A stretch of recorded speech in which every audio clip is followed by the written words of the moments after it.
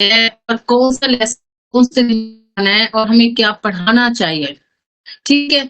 तो इसमें एक तरह से आप जो भी टेस्ट लेते हैं, जो भी एग्जाम लेते हैं, उसको इवेल्युएट कैसे किया जाएगा, कौन से दिन किया जाएगा, कौन से दिन आपके जो स्टूडेंट्स हैं उसका रिजल्ट मिलेगा, ये सारी चीजें उसमें बताई जाती हैं। ये एक ऐसा प्लान होता है जिसमें एक आपकी नॉलेज और जो फिलॉसफी होती है वो इंक्लूड होती है, क्योंकि आप बच्चे की जो अंडरस्टैंडिंग है या बच्चे की कंप्रीहेंशन कह सकते हैं, या जो उसके ऑब्जेक्टिव हैं एजुकेशन के हवाले से, वो तमाम चीजें उसमें होती हैं। ठीक है, वो प्रेजेंटेशन की सूरत में होती हैं, एक पेज की सूरत में होती है, आउटलाइन की सूरत में होती है, सिलेबस होता है। ठीक है। कुछ भी ईमान, लेकिन कोशिश ये करते हैं कि सब स्टूडेंट्स को साथ साथ चलें। अगर कुछ स्टूडेंट्स की वजह से आगे पीछे हो जाते हैं तो इसका मतलब पूरा स्केड्यूल ही इंसान का खराब हो जाता है। ठीक है।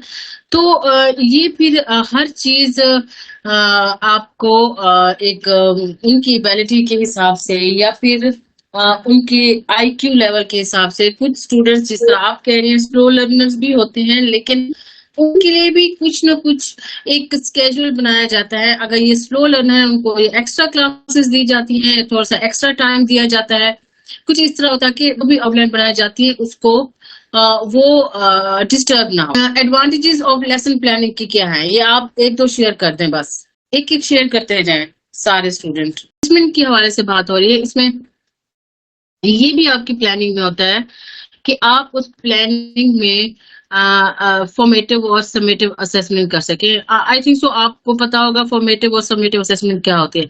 नहीं पता तो मैं इसको ब्रीफली बता देती हूँ, अदरवाइज मैं चल रही हूँ साथ साथ। तो वो भी साथ साथ स्टूडेंट्स के चलते हैं, उसमें भी आपका एडवांटेज होता है। बिल्कुल बिल्कुल अली, आपने ठीक कहा है। ओके, क्या नाम है ऑप्शन, ये है कि summative assessment day by day जितना भी हम स्टूडेंट से पूछते हैं during the class, during the lecture, मैं जिस तरह आपसे क्वेश्चन करती हूँ, इसका मतलब है मैं आपसे फॉर्मेटिव असेसमेंट ले रही हूँ। असेसमेंट फॉर लर्निंग भी कहते हैं इसको, फॉर्मेटिव असेसमेंट भी कहते हैं। और जो समेटिव असेसमेंट होती है इसको असेसमेंट ऑफ लर्निंग भी कहते हैं। तो ये end of the term, end of the years, end of the class, ये एंड ऑफ द क्लास तो नहीं, एंड ऑफ द टर्म, जो हम उसकी बेस पे स्टूडेंट्स को नेक्स्ट क्लास में या नेक्स्ट सेमेस्टर में प्रमोट कर सकें। ठीक है, फाइनल आपका रिजल्ट्स होता है, फाइनल आपका कोई प्रोजेक्ट होता है, तो उसकी बेस पे आपको नेक्स्ट क्लास में प्रमोट कर दिया जाता है, वो होता है समेटिव या असेसमेंट ऑफ लर्निंग होती है। ठीक है। तो इसमें जो टीचर होती हैं वो आपके जितना आपके इंटरेस्ट के हिसाब से कि कौन कौन से टाइप के स्टूडेंट्स हैं, क्योंकि अब जो नई क्लास है वो जाहिर एक प्रीवियस क्लास भी होती है ना, तो वो ऑलरेडी स्टूडेंट्स को उन्होंने समझा होता है। जो न्यू स्टूडेंट होते हैं उनको भी कोशिश करते हैं साथ साथ लेके चलते हैं। ठीक है, एडवांटेजेस आपने सबने बता दिए। इसमें देखिए ये जो लेसन प्लानिंग है टीचर्स को भी कॉन्फिडेंस देता है, स्टूडेंट्स के अंदर भी कॉन्फिडेंस होता है, क्योंकि अगर स्टूडेंट्स के पास आउटलाइन होती है तो वो ऑलरेडी प्रिपेयर करके जाता है, कोई मैथ्स के क्वेश्चंस करके जाता है, या कोई उर्दू का लेसन पढ़ जाता है, इंग्लिश का, तो जब टीचर उसको पढ़ाना शुरू हो जाती है तो वो ऑलरेडी उसको कन्वे करने की कोशिश करता है, इससे उसकी सेल्फ कॉन्फिडेंस में इजाफा होता है, इसमें टाइम सेव होता है। और आप देखते हैं कि आप किस तरह से आप अपने लेसन को मेंटेन कर सकते हैं throughout the class. Preparation, introduction है, और प्रेजेंटेशन, कंपैरिजन और situation. Dear student, self reliance का मतलब है कि आप जितनी भी खुद से एफर्ट लगाते हैं ना, जो भी उस पे आपको कितना कॉन्फिडेंट होता है, वो होती है सेल्फ रिलायंस। इसमें के सेल्फ कॉन्फिडेंस भी कह सकते हैं, या फिर आप बस लीजिए इसको, ठीक है ना, कि आपकी जितनी भी आपने खुद से कोशिश की हुई है, अपने ऊपर अपनी कोशिशों पे ट्रस्ट करना, अपनी एबिलिटीज पे ट्रस्ट करना, ये होती है सेल्फ रिलायंस। ठीक है, ये सारे इसके स्टेप्स हैं। तो हम इसको वन बाय वन देखते हैं। सबसे पहले आप मुझे बताएं प्रिपरेशन या इंट्रोडक्शन, इसमें क्या होता है? जो steps involve in lesson plan, lesson plan के जो फर्स्ट बनाते हैं उसको जो इंट्रोडक्शन होता है उसमें क्या होता है, उसमें आते हैं, ठीक है, जब हम इन पर्सन स्टूडेंट्स को पढ़ा रहे होते हैं, कोशिश करते हैं कि उनके पास एक मैक्सिमम टाइम होता है, वो स्टूडेंट से प्रीवियस नॉलेज का भी कुछ पूछ ले या कुछ टेस्ट ले ले, कुछ वर्बली ऐसे पूछ ले, ठीक है।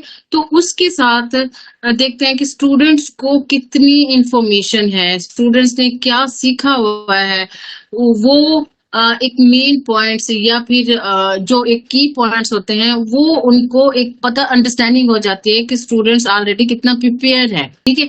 तो इसमें कितना वो जो प्रिपरेशंस में एक्सप्लोर कर सकते हैं आप स्टूडेंट्स के नॉलेज को, जो आपके लेसन प्लान को ऑब्जेक्टिव देता है, या उसमें आप जो जितने भी टीचर्स की वो है स्किल्स हैं, टीचर्स के पास जितना नॉलेज है वो उसको भी एक एक किस्म का जो भी आप टूल यूज करते हैं, जो भी आप इंस्ट्रक्शनल मीडिया यूज करते हैं, एवीएड्स में यूज करते हैं, तो उससे रिलेट बच्चों उसके साथ ही आप बच्चों का नॉलेज चेक भी करते हैं, और नॉलेज जो प्रीवियस नॉलेज होता है उसको आप एक जो गिवन टॉपिक होता है या गिवन सर्कमस्टेंसेस में आप उसके साथ उसको मैच करने की कोशिश भी करते हैं, और इसी तरह उनका जो नॉलेज है वो चेक कर लिया जाता है। अब जब भी आप कहीं एडमिशन के लिए जाते हैं तो आपसे एंट्री टेस्ट लिया जाता है, या फिर आपसे एक प्रीवियस नॉलेज आपको चेक किया जाता है ना, कि आप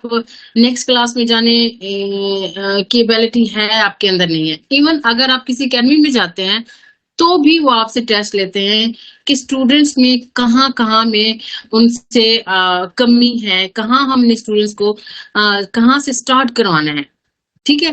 तो इससे अच्छे से उनकी प्रिपरेशंस भी हो जाती है, ठीक है। इसमें ये है कि जो आप प्रीवियस नॉलेज करते हैं, बिल्कुल एंट्री टेस्ट इंटरव्यूज, बिल्कुल। अब देखिए एंट्री टेस्ट या हम जब टेस्ट देते हैं, आप सबको पता है हम ऑलरेडी अपने डॉक्यूमेंट सबमिट करवाते हैं, लेकिन फिर भी हमारा टेस्ट क्यों लेते हैं? तो वो टेस्ट में पेपर्स में जो उनके पास डॉक्यूमेंट्स होते हैं वो ये हमारी जो एबिलिटी है या जो जितनी परसेंटेज है वो में भी उतना वो शो नहीं कर सकते कि हमारे अंदर स्किल्स कितनी है, हमारे अंदर एबिलिटीज कितनी है। मे भी हम रट्टा लगा के भी तो 90+ ले सकते हैं ना, परसेंटेज अच्छी ले सकते हैं ना। तो इसलिए हमारा टेस्ट लेते हैं, फिर बाद में इंटरव्यू लेते हैं, और समटाइम्स टेस्ट इतने अच्छे मार्क्स से पास होते हैं लेकिन इंटरव्यू में अक्सर कैंडिडेट रह जाते हैं, ठीक है। तो उनकी जो बॉडी लैंग्वेज है, उनके एक्सप्रेशन है, फेशियल एक्सप्रेशन है, वो देखे जाते हैं, तो कम्युनिकेशन स्किल देखी जाती है, ठीक है। तो इससे भी आपका जो भी एक लेवल है वो पता चलता है। इससे आपकी प्रेजेंटेशन से आपकी स्किलफुल कन्वर्सेशन आप किस तरह से करते हैं स्टूडेंट्स के साथ, तो और ये एक जाहिर स्टेप बाय स्टेप होती है। आप किसी को वो करते हैं, क्या कहते हैं, किसी पे इतना आपकी अटेंशन नहीं होती, लेकिन किसी पे आपकी ज्यादा अटेंशन होती है, ठीक है। आप करते हैं वो करने की थोड़ा सा तवज्जो देते हैं, जो थोड़ा सा स्लो लर्नर हो या थोड़ा सा एक लेजी हो, वो जो अटेंशन नहीं दे पा रहा, तो कोशिश करते हैं अगर एक अच्छा टीचर है तो उस पर भी फोकस करें, ताकि वो भी बाकी स्टूडेंट्स, ऑनलाइन तो क्लास जस्ट टीचर ही दीवारों को पढ़ा रहे हैं ना, तो जब इन पर्सन पढ़ाते हैं तो वो कोई ऐसा टॉपिक होता है या कोई ऐसे उसमें नंबर्स होते हैं, उनको प्रेजेंटेशन दे देते हैं। प्रेजेंटेशन से आपकी जो स्किल्स हैं, जो आपकी कम्युनिकेशन स्किल्स हैं,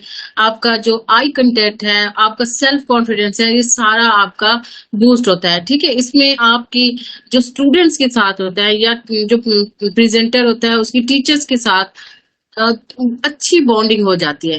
लेकिन इसमें ये है कि आप जो भी सब्जेक्ट पढ़ा रहे हैं उसमें आप उसके क्लियरली जो ऑब्जेक्टिव्स हैं उसमें मेंशन करें, ताकि एक सामने वाला जो है या रीडर है, बच्चे हैं, वो उसको कैसा वो करते देखते हैं। ये जो वो होते हैं, स्टूडेंट होते हैं, वो आपको जो आपके पास एक टीचर से भी ऑब्वियसली सीखते हैं। उन अक्सर टीचर से ज्यादा बच्चों के पास एक न्यू आइडियाज होते हैं, उनकी क्रिएटिविटी स्किल्स बहुत हाई लेवल पे चली जाती हैं। जब टीचर जो है उसको लर्निंग प्रोसेस में एक देखती है कि स्टूडेंट्स के पास उसने उनके पास कितना क्रिएटिविटी स्किल है और वो कितना सीखते हैं। और अक्सर इसमें इस लर्निंग प्रोसेस में स्टूडेंट्स पार्टिसिपेशन से बहुत कुछ सीखते हैं। आप लोगों का भी पर्सनल एक्सपीरियंस होगा, मेरा भी है, कि जब हम डिस्कशन करते हैं आपस में या टीचर्स के साथ करते हैं तो इसमें हमारा सेल्फ कॉन्फिडेंस बढ़ता है, कम्युनिकेशन स्किल भी बहुत अच्छी होती है और हमारा नॉलेज भी बढ़ता है, क्योंकि हम डिफरेंट डिफरेंट लोगों से सीख रहे होते हैं, कन्वे कर रहे होते हैं आपस में अपनी बातों को। ठीक है, तो इसमें जो टीचर्स हैं एक तमाम जो भी लर्नर होते हैं उनसे एक इंट्रोडक्शन करवाती हैं, या इंट्रोडक्शन से जो स्टूडेंट्स के अंदर एक कॉन्फिडेंस है वो भी बढ़ता है। और इसमें तमाम जो भी आप वो करते हैं, कोई अगर मेथड यूज करना चाहते हैं या डिफरेंट गेम्स यूज करना चाहते हैं तो वो भी उसमें बिल्कुल कैनवस आइडियाज भी ठीक है बिल्कुल। अब जो क्वेश्चनिंग है, क्वेश्चनिंग से क्या आप लेते हैं? पीछे पढ़ रहे थे, किसी स्टूडेंट्स ने भी ये पूछा भी है कि जो ह्यूरिस्टिक एटीट्यूड है, इसका मतलब है कि अगर आप के अंदर जो जितनी आप रिसर्च करना चाहते हैं या आपके अंदर एक रिसर्च की तलब है या उसके अंदर मोटिवेशन है, उसको इट्स मीन कि आप ये रिसर्च जो है, रिसर्च से भी हम लोगों से क्वेश्चन पूछते हैं, सर्च करते हैं डिफरेंट आर्टिकल्स में, डिफरेंट बुक्स से, लोगों से डाटा कलेक्ट करते हैं। तो क्वेश्चनिंग में भी ऐसे है कि आप एक देखते हैं कि इसमें कौन सा लेसन मोर कॉम्प्रिहेंसिव है, उसमें आपको हर किस्म का तो देखिए इसमें कुछ टीचर्स, मैंने शायद आपको कल भी बताया है कि अगर कुछ टीचर्स जो है ना स्टूडेंट्स के क्वेश्चन से बहुत ज्यादा नाराज हो जाते हैं, नाराज ऐसे हो जाते हैं कि वो इस तरह से कि आपको ये वाला क्वेश्चन नहीं पूछना चाहिए, आप इतने बड़े हो गए हैं कि आपको ये नहीं पता। तो इस किस्म के क्वेश्चन देखिए, कोई भी एज नॉलेज की नहीं होती, आप किसी भी एज में कुछ भी पढ़ सकते हैं। मैं आपको बताती हूँ, मैं एमफिल में, पर्सनली एमफिल में ये प्रेजेंटेशन जो पीपीटी है बनाना सीखी, एमएस वर्ड मैंने कैसे यूज करते हैं वो मैंने बनाना सीखा एमफिल में। Can you imagine? तो अब आप देखें कि छोटे छोटे बच्चे भी जो प्राइवेट स्कूल्स वाले हैं उनको प्रेजेंटेशन बनानी भी आती है, उनको एमएस वर्ड यूज करना आता है और ऐसी एप्स यूज करना आती है जिसमें हम यूज नहीं कर सकते। ठीक है ना? तो अब इसमें कोई ऐसी बड़ी बात नहीं है कि अगर मैं एज ए स्टूडेंट अगर मैं टीचर से पूछूं कि एमएस वर्ड कैसे यूज करना है, तो टीचर को हैरान होने के बजाय मुझे बताना चाहिए कि आपने एमएस वर्ड ऐसे यूज करना है। ठीक है ना? अब एक मैंने प्रीवियस क्लास ली है 8613 की, ठीक है, बिल्कुल अभी लास्ट वीक ही खत्म हुई है। तो उसमें से मैंने एक स्टूडेंट्स को कहा कि आप एमएस वर्ड पे मुझे ये सारे जो मुझे आप बना के सेंड करें, तो बिलीव में उसने कहा कि एमएस वर्ड यूज करना नहीं आता। तो मैंने उसको वो किया, फौरन से उसको बनाना सिखाया। अदरवाइज उसके साथ उसके कुलीग्स भी थे जो उसकी क्लास वाले थे, वो भी समझाना शुरू हो गए, थोड़ी बहुत उसको समझ भी आ गए। तो कहने का मकसद ये है कि बहुत सारी चीजें हम किसी भी लेवल पर किसी भी एज पर पूछ सकते हैं डेयर ईमान सीखने के लिए। ठीक है, अभी भी टिल डेट बहुत सारी चीजें हैं जो मैं गूगल से, यूट्यूब से देखकर उसको उसके मीनिंग हूँ, उसकी थ्योरी समझती हूँ, उसकी कॉन्सेप्ट से तमाम पूरी दुनिया का नॉलेज अपने अंदर ले लिया। इस तरह नहीं हो सकता।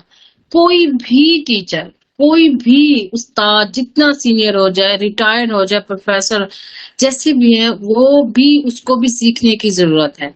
जो ये कहता है ना कि हमें सब कुछ आता है, एक्चुअली में उसको कुछ नहीं आता। इस सिचुएशन से ये कुछ जो उसमें आउटलाइन में या कुछ लेसन प्लानिंग में ऐसी एग्जांपल स्टूडेंट्स को समझाने के लिए दी जाती हैं जो ऑलरेडी एक एक तरह से इम्पोर्ट होती हैं। जो स्टूडेंट्स को आप देखें, उसमें स्टूडेंट्स किस तरह से अपना जो प्रीवियस नॉलेज के साथ कंपेयर कर सकता है, सकता है, वो कहते हैं बहुत इम्पोर्टेंट है। इसमें कुछ डेफिनेशंस भी होती हैं जो आप जनरलाइज कर सकते हैं। इसमें इसका मतलब है इम्प्लीमेंट कर सकते हैं। आप एक स्पेसिफिक फॉर डेफिनेशन होती है, आप मुझ पे भी कर सकते हैं, आप किसी पे भी कर सकते हैं। तो इस ये स्टडी ज्यादा बेहतर होती है जब आप किसी एक चीज को दूसरे पे जनरलाइज कर सकते हैं। अब आगे जनरलाइजेशन का क्या मतलब है इसका? यस डियर नाजिया, मैम कह रही हैं। यस यस यस, आपसे पूछा है, इसका अगर किसी को आता है तो प्लीज बताएं। ये जो है ना, एक जनरलाइजेशन होती है।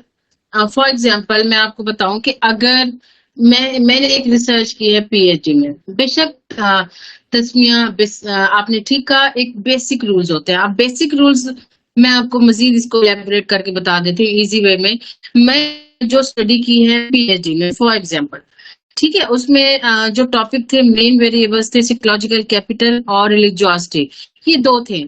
अब इसमें मैंने जो रिलेशनशिप चेक किया, अब इसमें ये है वो मेरी स्टडी, अब मैंने वो स्टडी कर ली, उसकी जो सिग्निफिकेंट रिजल्ट्स हैं वो भी निकल आए। लेकिन अब उस स्टडी का मेरा क्या फायदा? अब वो वाली स्टडी जो है ना, डिफरेंट और रिसर्च पे भी इम्प्लीमेंट हो सकती है। कि अगर हम कोई और स्टडी करना चाहते हैं या किससे रिलेटेड कोई स्टडी करना चाहते हैं, तो उसके रिजल्ट्स को भी हम इम्प्लीमेंट कर सकते हैं अपनी स्टडी पर। कुड बी, ठीक है। तो इसमें ये एक तरह से ये जो स्टेप है वो लिखा हुआ है कि in this step the aim of the lesson is achieved हो गया ना आपको, क्योंकि 4 अब आपके हो गए। इसमें आप जो भी तमाम एक सिखा दिया है, वो नॉलेज आपने उसको वो एक आउटलाइन बना दी है, आप सारी प्रिपरेशन हो गई हैं। एक हर चीज आपकी कंपैरिजन हो गया है, देखते हैं कि आप किस तरह से स्टूडेंट्स को पढ़ाना है, ये क्या क्या इंक्वायरी है, आप प्रॉब्लम कौन सी होंगी। तो ये स्टेप स्टूडेंट्स को एक नया नॉलेज देते हैं कि जिसके लिए वो वाकई प्रिपेयर हैं या नहीं है, ठीक है। अब एप्लीकेशंस में भी हम थोड़ा बहुत वही कह सकते हैं कि इस स्टेज पर स्टूडेंट्स जो है, आप नया नॉलेज होता है या प्रीवियस नॉलेज होता है, उसको न्यू सिचुएशंस में कैसे अप्लाई कर सकते हैं। ये ऑलरेडी जो आपने एक नॉलेज लिया है या आपके पास जो इंफॉर्मेशन है या जो आपने डेटा कलेक्ट किया है, उसको आप न्यू सिचुएशंस में अप्लाई कैसे कर सकते हैं। क्या वो आप इस काबिल हैं कि इसमें आप जो लेसन है या जो टॉपिक है उसको आप नया नॉलेज में एक कोई भी अनफेमिलियर सिचुएशन, बेसिकली एक लेसन प्लान का एक लास्ट जो स्टेप है, इसमें हर जो भी टीचर इसमें बनाती हैं वो कोशिश करती हैं कि स्टूडेंट्स ने जो प्रीवियस हमने बनाया है लेसन प्लान जो बनाया है, ठीक है ना, उसमें तमाम स्टूडेंट्स को इस सब्जेक्ट के हवाले से, क्योंकि हर सब्जेक्ट का अपना अपना एक लेसन प्लान होता है, कितना हद तक उसने सीखा है, कितनी हद तक उसको ग्रिप मिली है, कितनी अंडरस्टैंडिंग हुई है चीजों की। अब कोई इसका मतलब बता सकता है? Nothing is so fatal for a teacher as unpreparedness. Teachers के लिए इससे बुरी बात नहीं हो सकती कि वो बगैर तैयारी के लेक्चर करें। इसका जो मीनिंग है वो यही है, ठीक है। आप अपनी तरफ से कुछ कंसीडर करें, वो मेथड अपनाना चाहिए, अडॉप्ट करना चाहिए जो स्टूडेंट्स को अच्छे से कन्वे हो सके। देखिए, लैंग्वेज मैटर नहीं करती। अगर हम कहते हैं कि हमें इंग्लिश में पढ़ाना चाहिए, आपको अगर ना समझ आए वो चीज, तो उसका क्या फायदा? ठीक है ना? तो जो उर्दू हमारी नेशनल लैंग्वेज है, तो उसमें आपको हर स्टूडेंट इसमें समझ सकता है। हर किसी की अपनी अपनी मदर टंग है, घर में कोई कैसे बोलता है, कैसे नहीं बोलता। तो ये जो एक हमारा मीडियम है, मीडियम कहते हैं कि अगर हम जिस सोर्स से पढ़ाते हैं, टीचर्स उसी सोर्स से पढ़ाए ताकि स्टूडेंट्स को अच्छे से समझ आ सके। देखिए सर ना, अब ये जो इंग्लिश बोलता है, हम उसकी इंटेलिजेंस का अंदाजा इंग्लिश से नहीं लगा सकते कि अगर वो इंग्लिश पर बोल रहा है तो उसका मतलब है वो इंटेलिजेंट है। मैंने ऐसे ऐसे लोग देखे हैं जिनको इंग्लिश नहीं आती, लेकिन बिलीव मी वो इतना इंटेलिजेंट होते हैं, बेशक वो इतना तो इंग्लिश आजकल हर कोई समझ भी लेता है, बोल भी लेता है कि हम अंडरस्टैंड कर सके, उसको अच्छे से लिख सके। ठीक है, तो इसलिए आप जिस जैसे ही आपकी अंडरस्टैंडिंग डेवलप होती है, जिस भी लैंग्वेज में आपकी क्रिएटिविटी होती है, आपकी स्किल्स में इजाफा होता है, आप उसको उसको अडॉप्ट करें। ठीक है, एज ए स्टूडेंट है उसको उसकी एबिलिटी, उसका बैकग्राउंड, उसकी एबिलिटीज, उसके एक्सपीरियंस सब जाने, और उसका कंटेंट जो आप सब्जेक्ट पढ़ा रहे हैं उसको देखें, समझे, उसको प्रिपेयर करें। फिर इंस्ट्रक्शन मटेरियल को यूज करके स्टूडेंट्स को आप जो भी वो है वो लेसन है को कन्वे करें, कैसा है। अब क्या जो स्पेशल नीड्स वाले स्टूडेंट्स होते हैं उसको आप किस तरह से डील करते हैं। ठीक है, और जो भी आप वो करते हैं, सब्जेक्ट पढ़ाते हैं, ठीक है, आप एक अच्छे वे में टेक्नोलॉजी है कि आप कौन सी टेक्नोलॉजी से स्टूडेंट्स को पढ़ाते हैं, एविएट्स क्या है, कौन सी इक्विपमेंट्स यूज करके स्टूडेंट्स को आप उसका जो नॉलेज है कन्वे करते हैं, लाइब्रेरी रिसोर्सेज क्या है। ठीक है, ये सारी चीजें आप को देखनी चाहिए। और लेसन प्लान की components, profile, objectives, equipments, procedure, assessment, ये सारी चीजें लेसन प्लान के। जो प्रोफाइल है, जो इंफॉर्मेशन है स्टूडेंट्स के बारे में, ये होनी चाहिए। उसका ग्रेड लेवल, सब्जेक्ट्स, और जो भी इंस्ट्रक्शन स्ट्रेटजीज हो, चाहे वो स्मॉल ग्रुप या होल क्लास में, और journal description of lesson standards, कौन कौन से असेसमेंट के साथ आप स्टूडेंट्स को जज करेंगे, उसके बारे में आप जानेंगे कि स्टूडेंट्स की क्या परफॉर्मेंस किस वे में जा रही है। जो लर्निंग है या स्टूडेंट्स ऑब्जेक्टिव है उसको डिटरमिन करने की कोशिश करें। और इनको बता दें कि टीचर ने कोई नहीं बनवाया, 8601 का कोई भी ग्रुप नहीं है। और मटेरियल्स है, आप पावर पॉइंट प्रेजेंटेशन यूज कर सकते हैं, विजुअल एड्स हैं, text book, journal articles, multimedia material, instruction, video और ऑडियो, ये सारी चीजें आप उसमें यूज कर सकते हैं स्टूडेंट्स को पढ़ाने के लिए। फिर ये सारी चीजें हुई, कंप्यूटर है, आजकल हर चीज कंप्यूटर से बच्चों को कन्वे की जा सकती है कि उसके जरिए से पढ़ाया जा सकता है, के जरिए से, और मुख्तलिफ गेम्स, सॉफ्टवेयर, ऐप के जरिए से। ठीक है, और इसमें outline of steps of teaching process, आप कौन सी इंस्ट्रक्शन स्ट्रेटजीज को यूज करते हैं ताकि वो स्टूडेंट्स के लिए यूजफुल हो, और एप्रोप्रिएट टेक्निक्स हो, जो हमने कल टेक्निक्स पढ़ी थी उसके हिसाब से आप स्टूडेंट्स को पढ़ाएं। आपको बहुत सारी टेक्निक्स हैं, आप अपने स्टूडेंट्स पे उस पे अप्लाई कर सकते हैं। ठीक है, और इसी तरह जब आप डिफरेंट टेक्निक्स यूज करके स्टूडेंट्स को पढ़ाते हैं तो आपको एक उसका जो रिजल्ट्स है वो अच्छे से पॉजिटिव तरीके से सामने आता है। स्टूडेंट जो है वो अच्छे से समझता है आपकी बात को। ठीक है, आपने नोट किया होगा जब भी हम किसी एक्सपेरिमेंट के जरिए, डिफरेंट एक्टिविटी के जरिए से पढ़ाते हैं स्टूडेंट्स को, इवन हम खुद एक्टिविटी के जरिए से कोई चीज पढ़ते हैं तो वो चीज हमें ज्यादा अच्छे से क्लियरली समझ आ जाती है। चीजें हैं इसमें जो हम असेसमेंट जो भी हम असेसमेंट करते हैं, ठीक है ना, मुख्तलिफ एक्टिविटीज है इसमें, क्विज़ेस, टेस्ट, इंडिपेंडेंट वर्कशीट्स होती हैं, cooperative learning activities, experiments, oral discussion, question answer session जो होते हैं, ये तमाम आप इससे आप वो उससे कर सकते हैं, असेसमेंट कर सकते हैं, ठीक है। इसमें गैगनीज 9 इवेंट्स ऑफ इंस्ट्रक्शन है, modern Hunter 7 steps of lesson है। ये भी कहते हैं कि ना कि किस तरह से आप अटेंशन आप स्टूडेंट्स की ले सकते हैं, ठीक है। स्टूडेंट्स समटाइम आप स्टूडेंट्स के मेंटल लेवल पे तो कंट्रोल नहीं कर सकते ना, लेकिन आप डिफरेंट एक्टिविटीज को जब क्लासरूम में करते हैं तो वो जो उसका एक माइंड है, उसकी जो सोचे हैं डिफरेंट डिफरेंट जगहों पे जा रहे हैं, क्लासरूम बैठा होता है, वो एक एब्सेंट माइंड बन के बैठा रहता है। लेकिन अगर आप उसको डिफरेंट एक्टिविटी से करने चीजों को करवाते हैं तो वो जो लर्नर सीखता है वो बहुत पॉजिटिव तरीके से सीखता है, उसके ऑब्जेक्टिव